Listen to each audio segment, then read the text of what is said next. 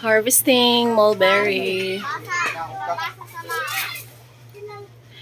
So marami tayong mga hinog ngayon kasi hindi natin nakuha ng mga ilang araw. Lalo na't busy na tayo sa school. Marami na yung mga nag-dark na yung color. And to the rescue, si brother. So kapag hindi ito nakukuha ng hulog lahat ng ating mga hinog. Kaya naman, iha-harvest na.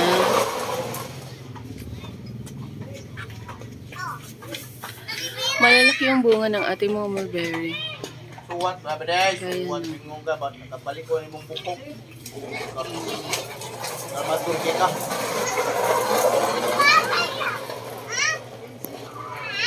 Pwede ka nagreklamo gahapon.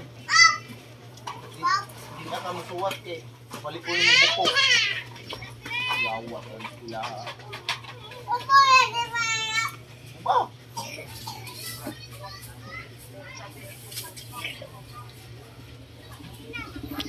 Marami pa yung bunga ng ating mga mulberry.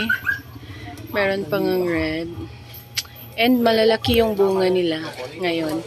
Hindi kagaya nung summer na napakainit ng panahon na medyo maliliit yung bunga. Ngayon ay malalaki na.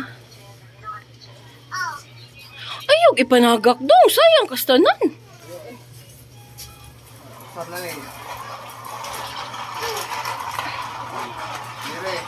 Ah! Walagput man sad.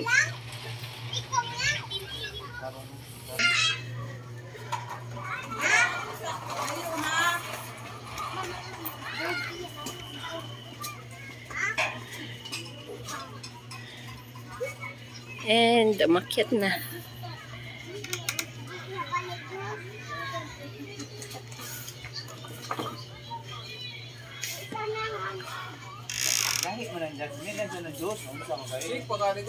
Ayaw na ko ana ang red ha. Ang hinog lang. Daghan ba ya naghinog? Okay na amtay blender. Shake gid ta. Litsuo na lang ta nagkaon.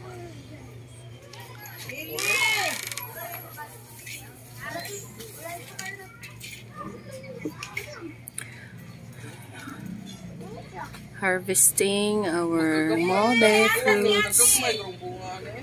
Tanawa na, gagmay ba na? Tanawa. Ang imo dito.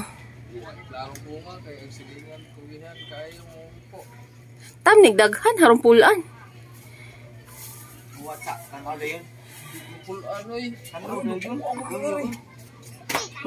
Ingnan ka, dagko kaayo.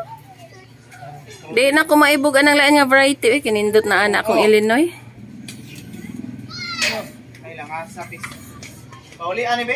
Yes. Malalaki yung bunga ng ating mulberry ngayon. Kapag summer talaga tayo nagpuprune, iba talaga yung laki ng mga bunga nila. Dahil nga sobrang init ng panahon. Kaya ngayon, malalaki na dahil inulan.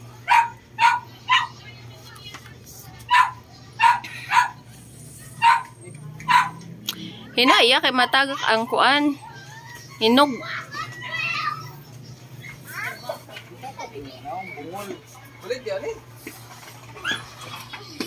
Da, para kaon na na eh. Cuttings re baligya.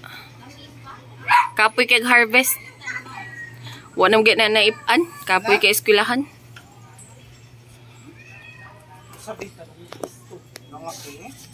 So, ganito, marami tayong hinog. Nandoon sa ilalim. Meron tayong pipino melon here. Cuttings na ready na for sale. 50 pesos lang yung benta ko dyan. Pipino melon. Yung pinakapuno ng aking tanim ay hindi pa nagbunga. Nag-propagate lang ako dahil madali lang i-propagate yung pipino melon natin. Kaliko, singot ko.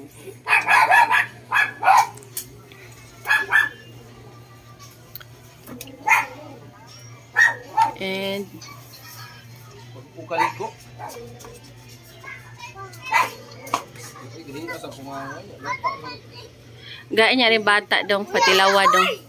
Oh, kuan ni ako na kuan. Kuan din. Ate, saka.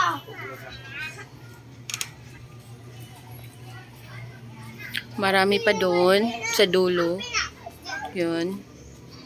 Mga hinog.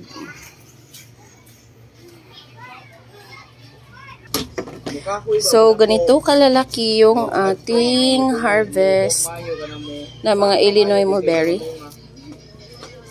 Marami at malalaki.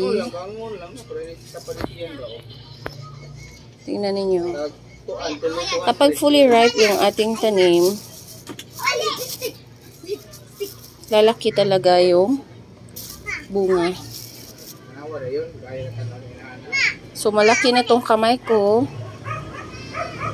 Halatang malaki rin yung mga bunga nila. So, ganito yung ating Illinois mulberry kapag hindi natin summer prune. Pero kapag summer, hindi masyadong lumalaki yung mga fruits nila dahil sa sobrang init.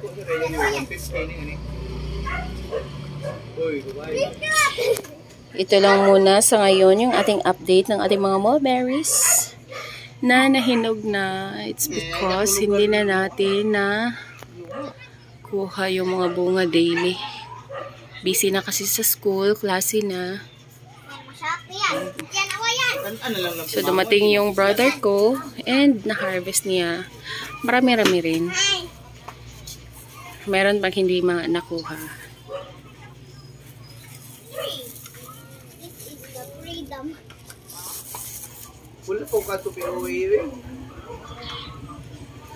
Thank you for watching.